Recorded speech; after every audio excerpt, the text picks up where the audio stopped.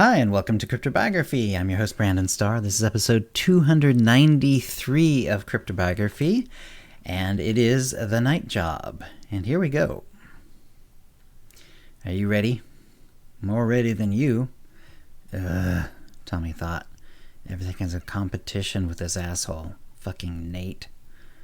Fine. Is your gun loaded? More loaded than I like to be at this time of night. I'll take that as a yes. Take it however you like. Let's get this burglary done. It's not a burglary. We are entering our boss's enemy's home and killing him. We're breaking and entering. That's a burglary. You just described breaking and entering and then just called it a burglary. If you break into someplace, that's burglary. No, it's not. Okay, never mind. Call this whatever you want to call it. You're ready. Let's do this. They knew which room was their targets. Nate picked up a large rock and threw it through the sliding glass door. This led them to the living room. On the left was a short hall, which had the bedroom they wanted just a few steps up. They hustled over the glass to the hall, and then burst through the door. They were counting on their target being groggy from sleep and unable to defend himself. In seconds it would be over, and they would be making their escape. Except their target wasn't there. They swung their pistols around the room, but no one was to be found. Then, every light that could be in that room turned on at once. They squinted and stumbled around. Several large men came in from the hall and bashed their pistols out of their hands using batons, breaking their hands. They beat them unconscious and beyond. Tommy woke up, but didn't know where or when. He was on the floor. Was it the same room they had broken into? It sure wasn't a hospital. He looked over. Nate was there beside him, dead. Well, you win, asshole. Everything's a competition with you, and you took bigger hits than I did. Congratulations. He hurt all over. He definitely had several broken bones, mostly ribs and in his arms. His head hurt, and he assumed his head had been hit badly. He could tell his scalp was bleeding badly. Then, they had started hitting them right away, so they weren't cops. Cops always like to shoot off their mouths first before beating you. They wanted you to know why you were being beaten.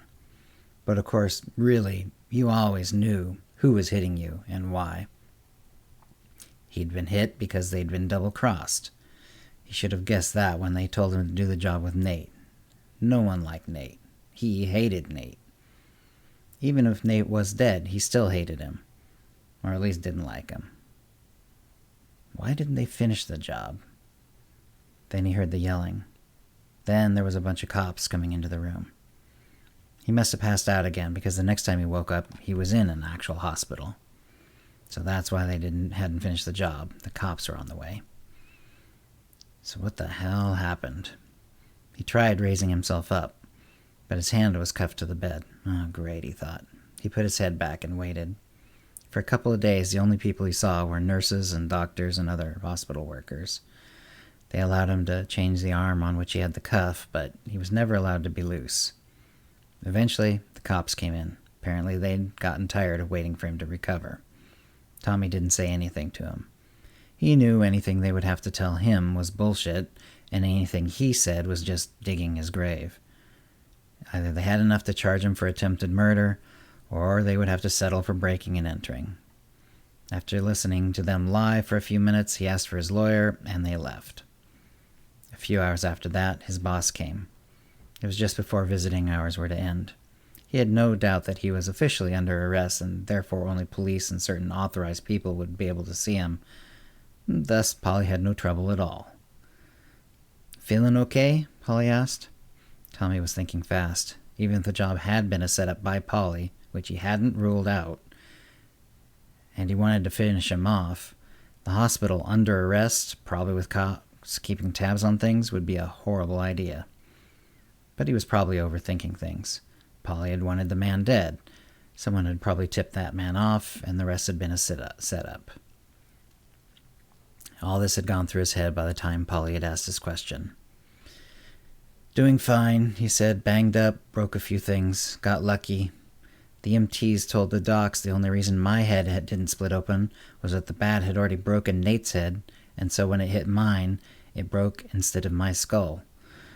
It broke instead of my... Let me redo that line. The EMTs told the docs the only reason my head hadn't split open was that the bat had already broken Nate's head, and so when it hit mine, it broke instead of my skull. They still kicked the shit out of me, though. Got lucky my lung didn't get punctured. Don't remember a lot of it. Well, I'm going to find out what went wrong on this job. Someone figured out we were after him, and not only that, they did it in such a way that they sent you to an ambush. Thanks, boss. He didn't mean it. It didn't matter much. Either Polly was lying, and he had set him up, or his organization was so leaky that one of his enemies could set up not only a false location, but also know exactly when the hit was supposed to happen. And in that case, Polly was going to go down soon. However, he was going to have to figure out which of those two it was. Either way, his time with Polly was coming to an end, but the method of departure would be very different. His lawyer came, and after a short consultation, it became clear that the police didn't want him freed before trial, or at least before a bail hearing. Have they officially charged me yet? Nope, their window is closing, though. They'll have to charge you with something soon, or you're going to be uncuffed. Not exactly freedom, since you'll have to be in the hospital a couple days more at least. My guess is that they'll just charge you with breaking and entering, an intention to commit mayhem, whatever else they think they can get to stick. If they actually have solid evidence, they'll charge you with attempted murder. Just because the target wasn't there doesn't mean they can't do that. I'd guess second degree, though, because the victim wasn't there, and it'll be easier for a jury to accept sending you away for 5 to 15 instead of life when you were instead ambushed. Great. This isn't as private an area as I'd like, so I'm not going to ask you about what you did or didn't do here. But soon the cuff will be off at least. Tommy was finding himself a little weary and a little woozy, so he thanked his lawyer and sent him away and slept. The next morning around 11, his lawyer returned. Got an early hearing. You're out on your own recognizance for now, by which I mean stay in your bed until the doctors send you home. They sent him home late that evening. After a cab ride, he flopped into bed, slightly woozy from the medicine and the pain. So, you're my would-be killer. Tommy froze.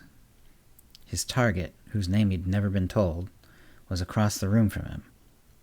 He couldn't see him. He was standing in a darkened corner. He knew he was dead. Even in flopping out of the bed, he'd realized he would have a hard time getting up just to go pee, let alone defend himself. He decided to play it straight. Yes. And your boss just told you to kill me. And you just went ahead and did it. Tried to do it. His voice was even, and a little low. He wasn't sure if he would recognize the voice, even if it was someone he knew, which he doubted. Yeah, he's my boss. I do what he says. I don't know who he once killed. It keeps the cops from making connections.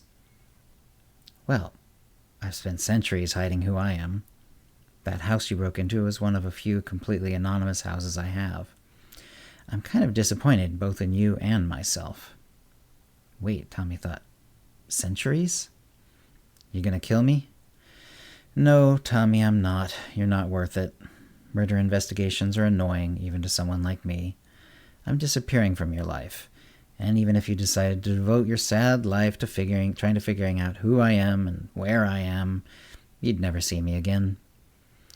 Rest up, heal, live a better life. Or don't. Keep doing crime. I don't care. At all.